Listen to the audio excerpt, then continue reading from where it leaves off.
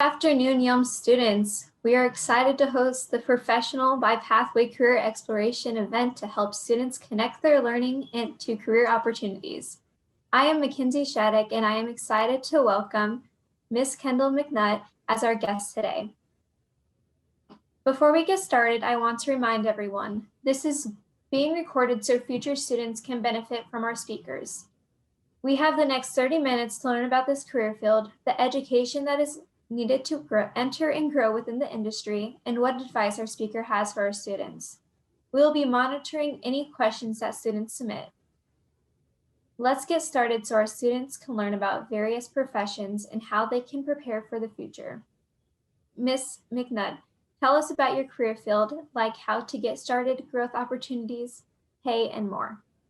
Okay, I'm excited to be here. Thank you for having me. I'm the Director of Student Learning here in Yelm. A lot of districts call that same job a Director of Teaching and Learning, and things like that. And basically, I'm responsible for all of our core instructional programming. So that means the curriculum, the things that the teachers learn in order to continue to improve their practice. I do training with principals. I write and manage grants, oversee budget. And so it's kind of a managerial type role that happens behind the scenes to keep the schools running. So I started out as a teacher, and I taught here in Yelm for 8 years. And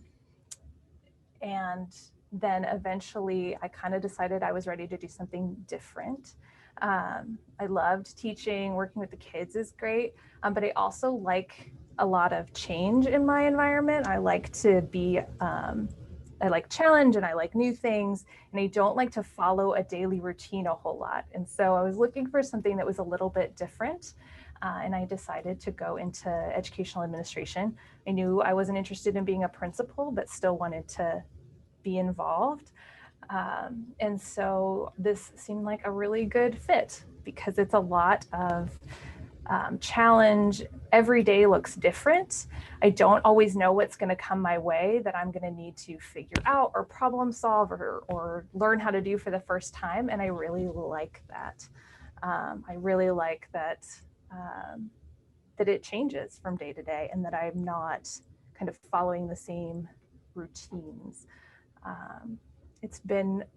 It's nice just because I'm constantly learning new things. I'm constantly in new spaces and trying new things out or coming up with things that nobody knows how to do. And I enjoy that a lot. And it works better for me than some of the careers I've had in the past.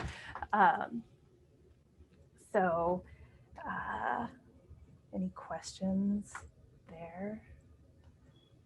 Well, I think a good question would be, what was your previous education and training to get to your teaching job and then the job you have now too?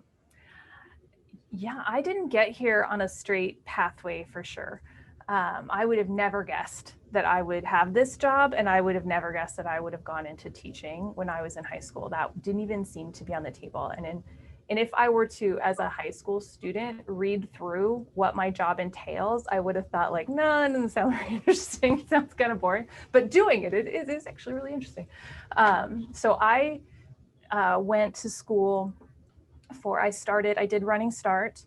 And then I sort of kicked around at the community college level, trying to kind of figure out what my next step was, because I didn't want to pay tuition at a 4-year when I didn't know quite what I wanted to do yet. So I did that and I got my AA. Then during that process, I decided on anthropology, which is the study of humans, and specifically primatology. So the study of primates, non-human primates. So that's what I studied in school. I went to Central and I studied primatology and anthropology, and I worked with chimps. And that was sort of on my plan. But like I said, I don't really love routine. I like to do new things, and it was a lot of routine, and I just wasn't sure that I wanted to keep doing that. So after I graduated, I got a bachelor's degree. Well, I got 2 bachelor's degrees, which nobody needs 2, but it costs the same amount. So I got a second one. I graduated, and then I got a corporate job for a little while I figured out what I wanted to do next. And that was a corporate sales job. And I knew I didn't want to do that forever. So I started looking into what could come next. And I thought about maybe law or education. And I did some research and I met some people who did those jobs, and education seemed like a lot more fun and less paperwork. So I went the education route. And I could just in a year get a teaching certificate since I already had a degree. And I started teaching. I taught high school for a year, but then my dream job was really sixth grade, and I was able to get that here in Yelm. So I taught sixth grade for 8 years before I decided it was time for something new. And then I went back and I got my master's degree and my admin credentials, and started working here at the district office. So a windy road. I did not go a straight traditional path there, but I don't regret it because I learned a ton working with chimps, and I learned a lot working in corporate sales. That's a wild world.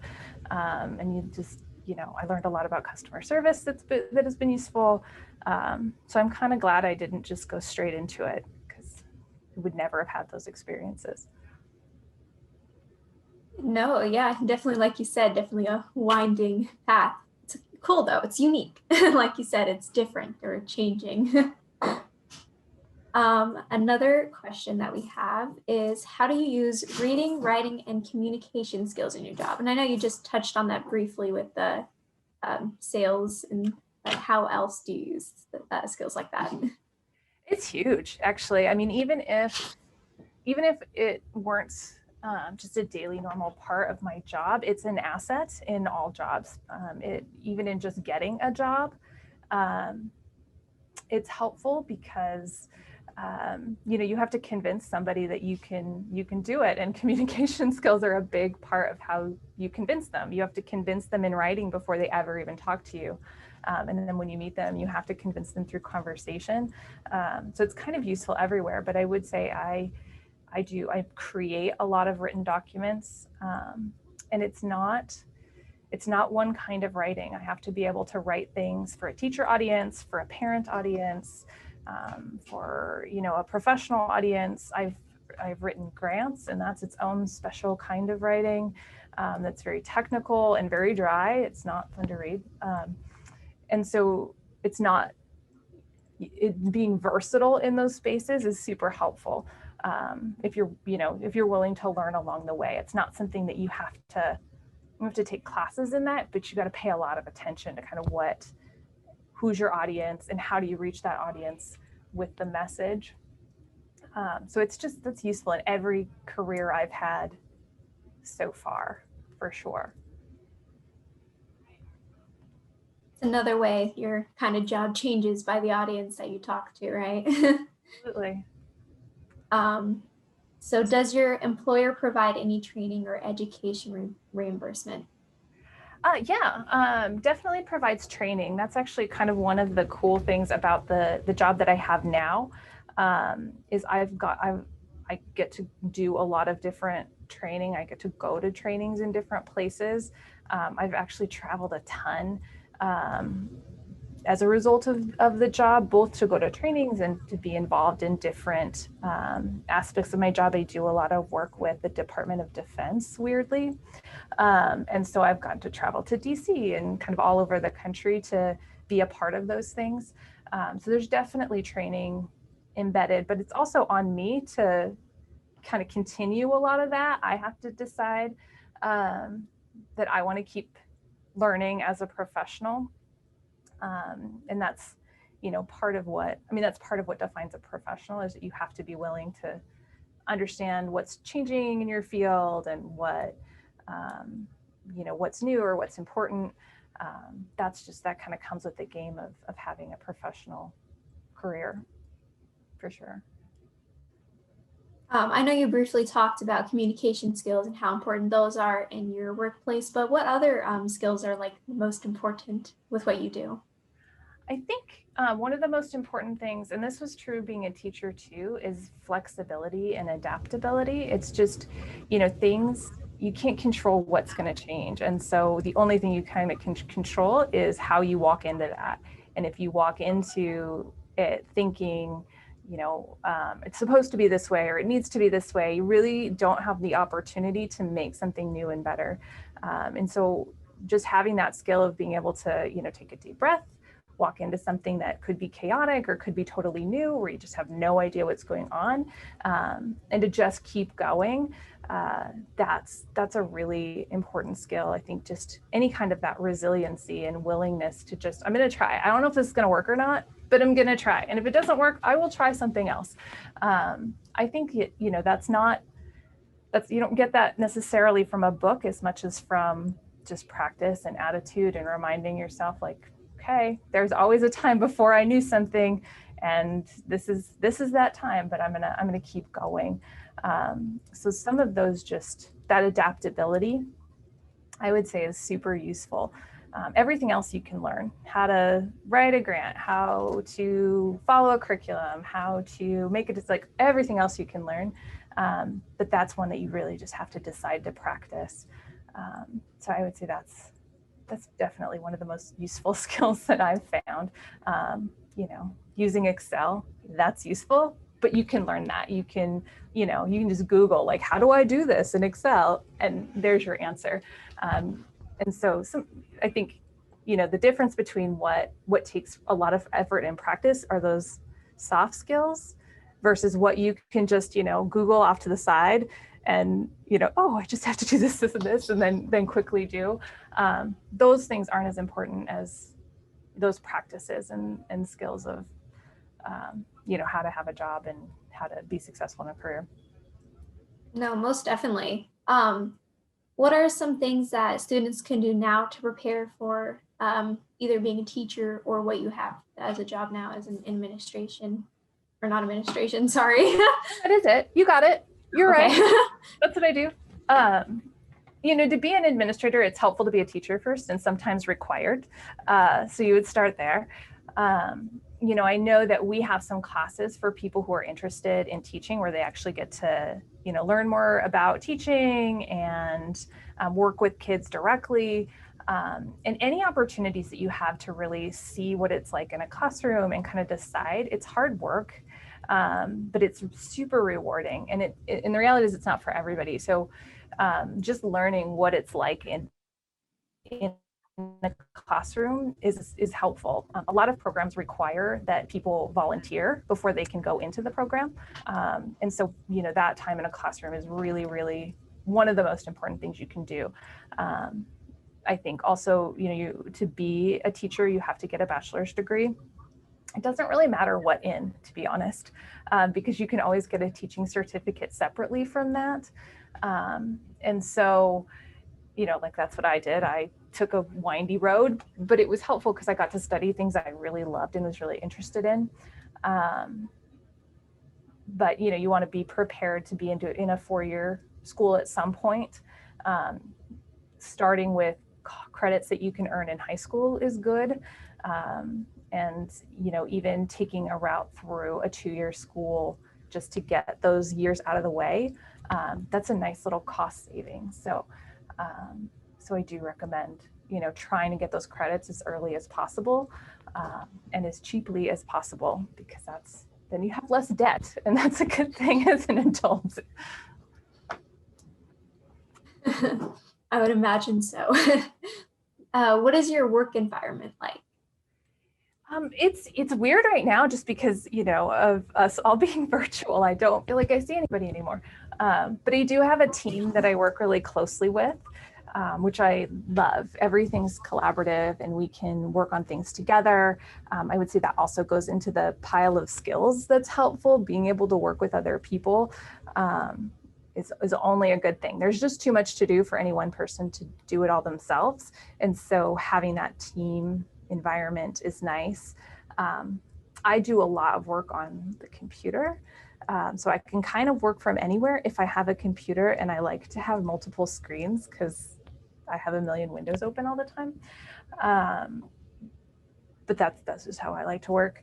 I'm in my office right now, but I also work from my home office sometimes. So it's a pretty changeable environment. And because I'm no longer in the classroom, I kind of make my own schedule. So I don't have, when you're in the classroom, you follow a bell schedule. That's you have to, because that's when the kids are there. But I'm a super early morning person, so I can start working at like 6 o'clock, and I'm pretty much useless after 2 or 3. And so I can kind of shift my work day into when I work best. I can kind of manage my own calendar as to when I do what. So I have to be really on top of it in terms of managing my work, because I don't have that like hourly, like somebody else telling me when I do what, which means I have to figure that out. But I like it that way because I don't like people to tell me. So works out nicely for me. So you definitely would say that time management is another very important skill to have. Yes, good call. Absolutely want to be able to manage time. So since you did the whole route of getting your bachelor's and then later getting your teaching certificate, did you have to do the entire like Insight practicum for teaching? I did. The program that I was in for my teaching certificate was a year.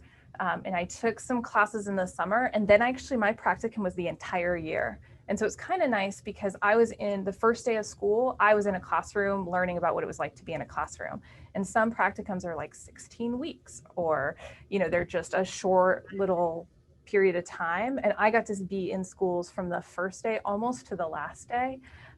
Because I already had my degree and I only needed like a couple classes on top of that. Most of my program was just being in the classroom and learning what that was like. And so it was at UW-T, and it was kind of nice. And the same with my admin. It was only 1 year that I was able to just throw some extra credits in and get my master's degree, which once again is a nice cost savings when you can do that. No, I'm glad that you shared your pathway with us, because I've never heard of someone getting their teaching degree like that. So, sorry. What opportunities do you offer to employees to go and learn within the industry that you kind of work with? That's when, that's for the people who work directly for me. I write my department budget. So I always write in a certain amount of money for them to be able to have ongoing training, to be able to attend different things, to learn from different colleagues around the state and things. So that one's because of the kind of work we do here. Some of that I direct in terms of like, oh, you need to learn about this thing, or we're working on that. Right now we're doing as a team, we're doing a module that's about equity. But they also have a lot of decision making too, because they know what they need for professional growth. They know what their next step should be.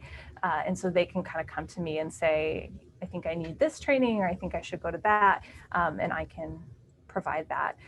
When it comes to the teachers and things and the principals, that's probably a little less, that's probably a little bit more controlled, I guess, because a lot of times that relates to curriculum that we've adopted, or different district initiatives that the superintendent has kind of laid out as being priorities for people to know more about. I'm the one who figures out how to train people, not on my own. I have a whole team of people who help me with that, but I'm the one who determines what that is and when it happens and what that looks like. And that's usually related to kind of something bigger, like new curriculum, or the state has a new requirement, or the superintendent has something that he thinks is an important thing for our teachers to do.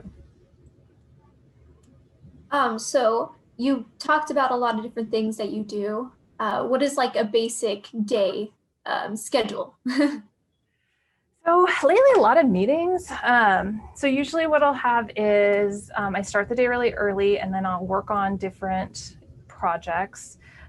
So for instance, right now I'm planning, not again with a team, we just got this summer STEM camp opportunity through our Department of Defense Connections, where we'll be able to have a STEM camp every year.